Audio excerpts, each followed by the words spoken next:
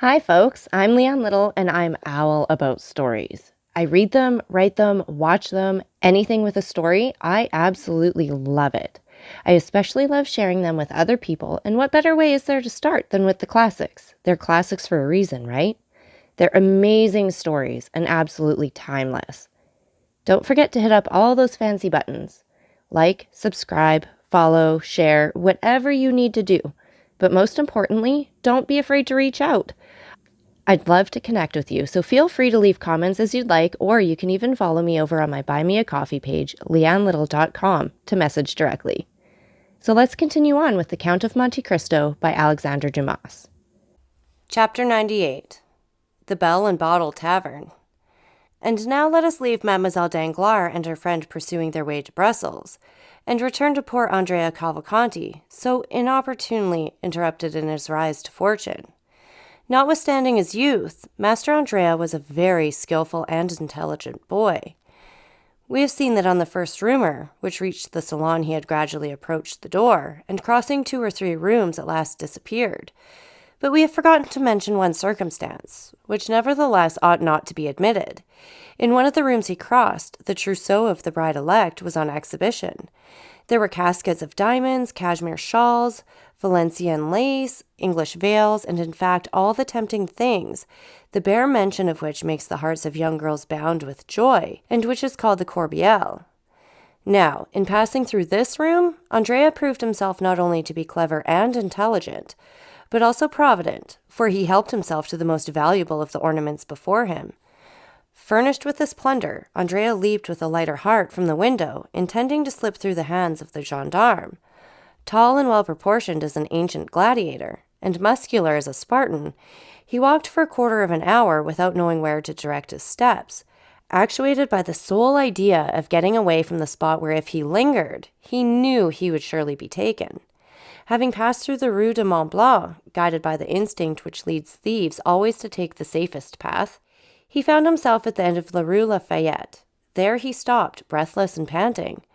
He was quite alone. On one side was the vast wilderness of the Saint-Lazare, on the other, Paris enshrouded in darkness. "Am I to be captured?" he cried. "No, not if I can use more activity than my enemies. My safety is now a mere question of speed." At this moment he saw a cab at the top of the Faubourg Poissonnière. The dull driver, smoking his pipe, was plodding along toward the limits of the Faubourg Saint-Denis, where no doubt he ordinarily had his station. "Ho, friend!" said Benedetto. "What do you want, sir?" asked the driver. "Is your horse tired?" "Tired? Oh, yes, tired enough. He has done nothing the whole of this blessed day. 4 wretched fares and 20 sous over, making in all 7 francs are all that I have earned, and I ought to take 10 to the owner." "Will you add these 20 francs to the 7 you have?" "With pleasure, sir. 20 francs are not to be despised. Tell me what I am to do for this." "A very easy thing if your horse isn't tired. I tell you he'll go like the wind. Only tell me which way to drive." "Toward the Louvre." "Ah, I know the way. You get good sweetened rum over there." "Exactly so. I merely wish to overtake one of my friends, with whom I am going to hunt tomorrow at Chapelle-en-Serval. He should have waited for me here with a cabriolet till 11:30. It is 12, and tired of waiting, he must have gone on." "It is likely. Well, will you try and overtake him?" "Nothing I should like better." "If you do not overtake him before we reach Bourget, you shall have 20 francs. If not before Louvre, 30. And if we do overtake him, 40, said Andrea after a moment's hesitation, at the end of which he remembered that he might safely promise. "That's all right," said the man. "Hop in and we're off. Whoop-ah!" Andrea got into the cab, which passed rapidly through the Faubourg Saint-Denis, along the Faubourg Saint-Martin, crossed the barrier, and threaded its way through the interminable Villette. They never overtook the chimerical friend, yet Andrea frequently inquired of people on foot whom he passed, and at the inns which were not yet closed, for a green cabriolet and a bay horse, and as there are a great many cabriolets to be seen on the road to Low Countries, and as 9/10 of them are green, the inquiries increased at every step. Everyone had just seen it pass. It was only 500, 200, 100 steps in advance. At length they reached it, but it was not the friend. Once the cab was also passed by a calèche rapidly whirled along by 2 post horses. Ah, said Cavalcanti to himself, if I only had that briska, those 2 good post horses, and above all the passport that carries them on. And he sighed deeply. The calash contained Mademoiselle Danglars and Mademoiselle d'Armilly. Hurry, hurry, said Andrea. We must overtake him soon. And the poor horse resumed the desperate gallop he had kept up since leaving the barrier, and arrived steaming at Louvre. Certainly, said Andrea, I shall not overtake my friend, but I shall kill your horse, therefore I had better stop. Here are 30 francs. I will sleep at the Cheval Rouge, and will secure place in the first coach. Good night, friend. And Andrea, after placing 6 pieces of 5 francs each into the man's hand, leaped lightly onto the pathway. The cabman joyfully pocketed the sum and turned back on his road to Paris. Andrea pretended to go toward the hotel of the Cheval Rouge, but after leaning an instant against the door, and hearing the last sound of the cab which was disappearing from view, he went on his road, and with a lusty stride soon traversed the space of 2 leagues. Then he rested. He must be near Chapelle-en-Serval, where he pretended to be going. It was not fatigue that stayed Andrea here. It was that he might form some resolution, adopt some plan. It would be impossible to make use of a diligence, equally so to engage post-horses. To travel either way a passport was necessary. It was still more impossible to remain in the department of the Oise, one of the most open and strictly guarded in France. This was quite out of the question, especially to a man like Andrea, perfectly conversant with criminal matters. He sat down by the side of the moat, buried his face in his hands, and reflected. 10 minutes after, he raised his head. His resolution was made. He threw some dust over the topcoat which he had found time to unhook from the antechamber and button over his ball costume, and going to Chapelle-en-Serval, he knocked loudly at the door of the only inn in the place. The host opened. My friend, said Andrea, I was coming from Morfontaine to Senlis when my horse, which is a troublesome creature, stumbled and threw me. I must reach Compiègne tonight, or I shall cause deep anxiety to my family. Could you let me hire a horse of you? An innkeeper has always a horse to let, whether it be good or bad. The host called the stable boy and ordered him to saddle Leblanc. Then he awoke his son, a child of 7 years, whom he ordered to ride before the gentleman and bring back the horse. Andrea gave the innkeeper 20 francs, and in taking them from his pocket dropped a visiting card. This belonged to one of his friends at the Café de Paris, so that the innkeeper, picking it up after Andrea had left, was convinced that he had led his horse to the Count of Monte Cristo, 25 Rue Saint-Dominique, that being the name and address on the card. Leblanc was not a fast animal, but he kept up an easy, steady pace. In 3 hours and a half, Andrea had traversed the 9 leagues which separated him from Compiègne, and 4 o'clock struck as he reached the place where the coaches stop. There is an excellent tavern at Compiègne, well remembered by those who have ever been there. Andrea, who had often stayed there in his rides about Paris, recollected the Bell and Bottle Inn. He turned around, saw the sign by the light of a reflected lamp, and having dismissed the child, giving him all the small coin he had about him, he began knocking at the door, very reasonably concluding that having now 3 or 4 hours before him, he had best fortify himself against the fatigues of the morrow by a sound sleep and a good supper. A waiter opened the door. My friend, said Andrea, I have been dining at the Saint-Jean-au-Bois and expected to catch the coach which passes by at midnight, but like a fool I have lost my way and have been walking for the last 4 hours in the forest.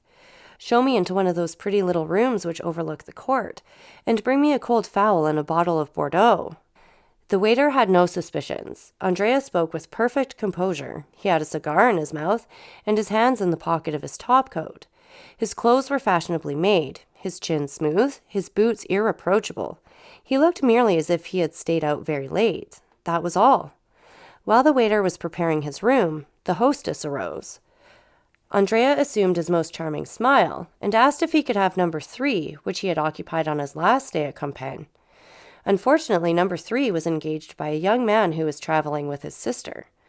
Andrea appeared in despair, but consoled himself when the hostess assured him that number 7, prepared for him, was situated precisely the same as number 3, and while warming his feet and chatting about the last races at Chantilly, he waited until they announced his room to be ready. Andrea had not spoken without cause of the pretty rooms looking out upon the court of the Belle Hotel, which with its triple galleries like those of a theatre, with the jessamine and clematis twining around the light columns, forms one of the prettiest entrances to an inn that you can imagine. The fowl was tender, the wine old, the fire clear and sparkling, and Andrea was surprised to find himself eating with as good an appetite as though nothing had happened. Then he went to bed and almost immediately fell into that deep sleep which is sure to visit men of 20 years of age, even when they are torn with remorse. Now here we are obliged to own that Andrea ought to have felt remorse, but that he did not. This was the plan which had appealed to him to afford the best chance of his security. Before daybreak he would awake, leave the inn after rigorously paying his bill, and reaching the forest, he would, under pretense of making studies in painting, test the hospitality of some peasants, procure himself the dress of a woodcutter and a hatchet, casting off the lion's skin to assume that of the woodman. Then, with his hands covered with dirt, his hair darkened by means of a leaden comb, his complexion embrowned with a preparation for which one of his old comrades had given him the recipe, he intended by following the wooded districts to reach the nearest frontier, walking by night and sleeping in the day in the forests and quarries, and only entering inhabited regions to buy a loaf from time to time. Once past the frontier, Andrea proposed making money of his diamonds, and by uniting the proceeds to 10 banknotes he always carried about with him in case of accident, he would then find himself possessor of about 50,000 livres, which he philosophically considered as no very deplorable condition after all. Moreover, he reckoned much on the interest of Danglars to hush up the rumor of their own misadventures. These were the reasons which, added to the fatigue, caused Andrea to sleep so soundly. In order that he might wake early, he did not close the shutters, but contented himself with bolting the door, and placing on the table an unclasped and long-pointed knife, whose temper he well knew, and which was never absent from him. About 7 in the morning, Andrea was awakened by a ray of sunlight which played, warm and brilliant, upon his face. In all well-organized brains, the predominating idea, and there always is one, is sure to be the last thought before sleeping and the first upon waking in the morning. Andrea had scarcely opened his eyes when his predominating idea presented itself and whispered in his ear that he had slept too long. He jumped out of bed and ran to the window. A gendarme was crossing the court. A gendarme is one of the most striking objects in the world, even to a man void of uneasiness. But for one who has a timid conscience, and with good cause too, the yellow, blue, and white uniform is really very alarming. "Why is that gendarme there?" asked Andrea of himself. Then, all at once, he replied, with that logic which the reader has, doubtless, remarked in him. "There's nothing astonishing in seeing a gendarme at an inn. Instead of being astonished, let me dress myself." And the youth dressed himself with a facility his valet de chambre had failed to rob him of during the 2 months of fashionable life he had led in Paris. "Now then," said Andrea while dressing himself, "I'll wait until he leaves. Then I'll slip away." And saying this, Andrea, who had now put on his boots and cravat, stole gently to the window, and a second time lifted up the muslin curtain. Not only was the first gendarme still there, but the young man now perceived a second yellow, blue, and white uniform at the foot of the staircase, the only one by which he could descend, while a third, on horseback, holding a musket in his fist, was posted as a sentinel at the great street door which alone afforded the means of egress. The appearance of the third gendarme settled the matter, for a crowd of curious loungers was extended before him, effectually blocking the entrance to the hotel. "They're after me," was Andrea's first thought. "Diable!" A pallor overspread the young man's forehead, and he looked around him with anxiety. His room, like all those on the same floor, had but one outlet to the gallery in sight of everybody. "I am lost," was his second thought. And indeed, for a man in Andrea's situation, an arrest meant the assizes, trial, and death without mercy or delay. For a moment he convulsively pressed his head within his hands, and during that brief period he became nearly mad with terror. But soon a ray of hope glimmered in the multitude of thoughts which bewildered his mind, and a faint smile played upon his white lips and pallid cheeks. He looked around and saw the objects of his search upon the chimney-piece. They were a pen, ink, and paper. With forced composure he dipped the pen in the ink and wrote the following lines upon a sheet of paper. "I have no money to pay my bill, but I am not a dishonest man. I leave behind me as a pledge this pin, worth 10 times the amount. I shall be excused for leaving at daybreak, for I was ashamed." He then drew the pin from his cravat and placed it on the paper. This done, instead of leaving the door fastened, he drew back the bolts and even placed the door ajar as though he had left the room, forgetting to close it and slipping into the chimney like a man accustomed to that kind of gymnastic exercise. After replacing the chimney board, which represented Achilles with Didamia, and effacing the very marks of his feet upon the ashes, he commenced climbing the hollow tunnel which afforded him the only means of escape left. At this precise time, the first gendarme Andrea noticed walked up the stairs, preceded by the commissary of police, and supported by the second gendarme who guarded the staircase and was himself reinforced by the one stationed at the door. Andrea was indebted for this visit to the following circumstances. At daybreak, the telegraphs were set at work in all directions, and almost immediately, the authorities in every district had exerted their utmost endeavors to arrest the murderer of Caderousse. Compiègne, that royal residence and fortified town, is well furnished with authorities, gendarmes, and commissaries of police. They therefore began operations as soon as the telegraphic dispatch arrived. And the Bell and Bottle being the best-known hotel in the town, they had naturally directed their first inquiries there. Now, besides the reports of the sentinels guarding the Hôtel de Ville, which is next door to the Bell and Bottle, it had been stated by others that a number of travelers had arrived during the night.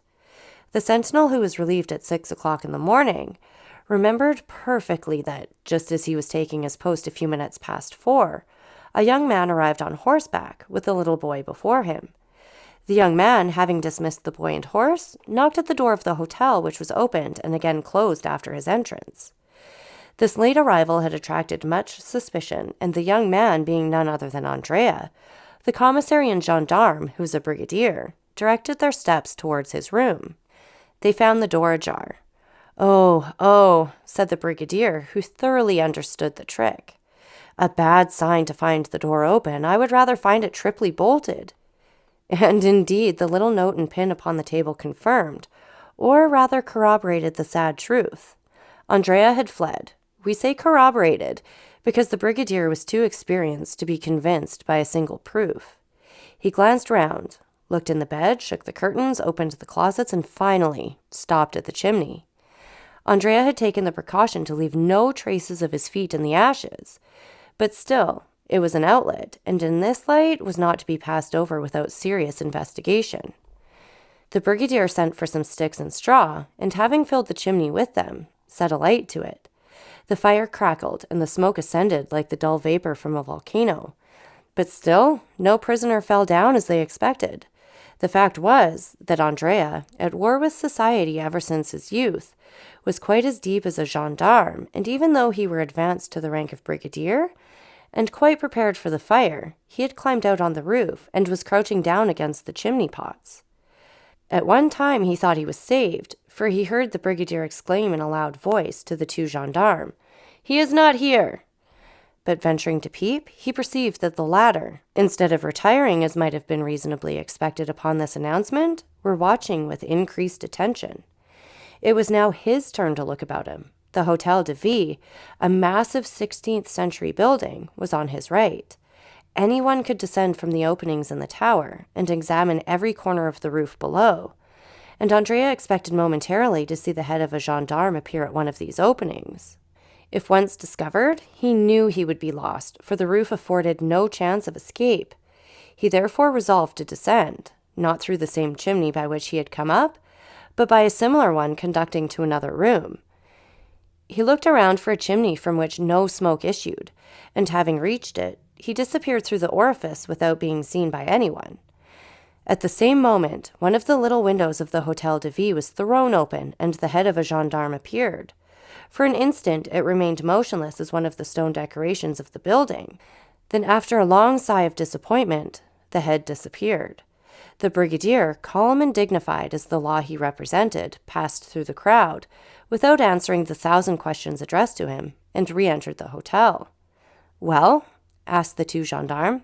"Well, my boys," said the brigadier, "the brigand must really have escaped early this morning, but we will send to the Villers-Cotterêts and the Noyon roads, and search the forest when we shall catch him, no doubt." The honorable functionary had scarcely expressed himself thus, in that intonation which is peculiar to the brigadiers of gendarmerie, when a loud scream, accompanied by the violent ringing of a bell, resounded through the court of the hotel. "Ah, what is that?" cried the brigadier. "Some traveler seems impatient," said the host. "What number was it that rang?" "Number 3. "Run, waiter!" At this moment the screams and ringing were redoubled. "Aha!" said the brigadier, stopping the servant. "The person who is ringing appears to want something more than a waiter. We will attend upon him with a gendarme. Who occupies number 3? "The little fellow who arrived last night in a post-chaise with his sister, and who asked for an apartment with 2 beds. The bell here rang for the 3rd time with another shriek of anguish. "Follow me, Mr. Commissary," said the brigadier. "Tread in my steps." "Wait an instant," said the host. "Number 3 has 2 staircases, inside and outside." "Good," said the brigadier. "I will take charge of the inside one. Are the carbines loaded?" "Yes, brigadier." "Well, you guard the exterior, and if he attempts to fly, fire upon him. He must be a great criminal from what the telegraph says." The brigadier, followed by the commissary, disappeared by the inside staircase, accompanied by the noise, which his assertions respecting Andrea had excited in the crowd. This is what had happened. Andrea had very cleverly managed to descend 2/3 of the chimney, but then his foot slipped, and notwithstanding his endeavors, he came into the room with more speed and noise than he intended. It would have signified little had the room been empty, but unfortunately it was occupied. 2 ladies, sleeping in one bed, were reawakened by the noise, and fixing their eyes upon the spot whence the sound proceeded, they saw a man. One of these ladies, the fair one, uttered those terrible shrieks which resounded through the house, while the other, rushing to the bell rope, rang with all her strength. Andrea, as we can see, was surrounded by misfortune. "For pity's sake," he cried, pale and bewildered, without seeing whom he was addressing. "For pity's sake, do not call assistance. Save me. I will not harm you." "Andrea, the murderer!" cried one of the ladies. "Eugenie, Madame Danglars!" exclaimed Andrea, stupefied. "Help, help!" cried Mademoiselle d'Armilly, taking the bell from her companion's hand and ringing it even more violently. "Save me, I am pursued," said Andrea, clasping his hands. "For pity, for mercy's sake, do not deliver me up." "It is too late, they are coming," said Eugenie. "Well, conceal me somewhere. You can say you were needlessly alarmed. You can turn their suspicions and save my life." The 2 ladies, pressing closely to one another and drawing the bedclothes tightly around them, remained silent to the supplicating voice, repugnance and fear taking possession of their minds. "Well, be it so," at length said Eugenie. "Return by the same road you came, and we will say nothing about you, unhappy wretch." "Here he is! Here he is!" cried a voice from the landing. "Here he is! I see him!" The brigadier had put his eyes to the keyhole, and had discovered Andrea in a posture of entreaty. A violent blow from the butt end of the musket burst open the lock. 2 more forced out the bolts, and the broken door fell in. Andrea ran to the other door leading to the gallery, ready to rush out, but he was stopped short, and he stood with his body a little thrown back, pale, and with the useless knife in his clenched hand. "Fly, then!" cried Mademoiselle d'Armilly, whose pity returned as her fears diminished. "Fly, or kill yourself," said Eugenie, in a tone which a Vestal in the amphitheater would have used, but when urging the victorious gladiator to finish his vanquished adversary. Andrea shuddered and looked on the young girl with an expression which proved how little he understood such ferocious honor. "Kill myself?" he cried, throwing down his knife. "Why should I do so?" "Why, you said," answered Mademoiselle Danglars, "that you would be condemned to die like the worst criminals." "Bah!" said Cavalcanti, crossing his arms. "One has friends." The brigadier advanced to him, sword in hand. "Come, come," said Andrea. "Sheath your sword, my fine fellow. There is no occasion to make such a fuss, since I give myself up." And he held out his hands to be manacled. The 2 girls looked with horror upon this shameful metamorphosis, the man of the world shaking off his covering and appearing as a galley slave. Andrea turned towards them, and with an impertinent smile asked, "Have you any message for your father, Mademoiselle Danglars? For in all probability I shall return to Paris." Eugenie covered her face with her hands. "Oh, oh," said Andrea, "you need not be ashamed, even though you did post after me. Was I not nearly your husband?" And with this raillery, Andrea went out, leaving the 2 girls a prey to their own feelings of shame and to the comments of the crowd. An hour after, they stepped into their calèche, both dressed in feminine attire. The gate of the hotel had been closed to screen them from sight, but they were forced, when the door was open, to pass through a throng of curious glances and whispering voices. Eugenie closed her eyes, but though she could not see, she could hear, and the sneers of the crowd reached her in the carriage. "Oh, why is not the world a wilderness?" she exclaimed, throwing herself into the arms of Mademoiselle Darmely, her eyes sparkling with the same kind of rage which made Nero wish that the Roman world had but one neck, that he might sever it at a single blow. The next day they stopped at the Hôtel de Flandre at Brussels. The same evening, Andrea was incarcerated in the La Conciergerie. So that's it for this chapter. And again, take a minute to like, subscribe, and share. And don't forget that I love hearing from all of you. So please leave any comments you'd like, or you can follow me over on my Buy Me a Coffee page, lianelittle.com. That's LianeLittle.com. And thank you so much for listening. Remember, it's Owl about the story. Have a great day.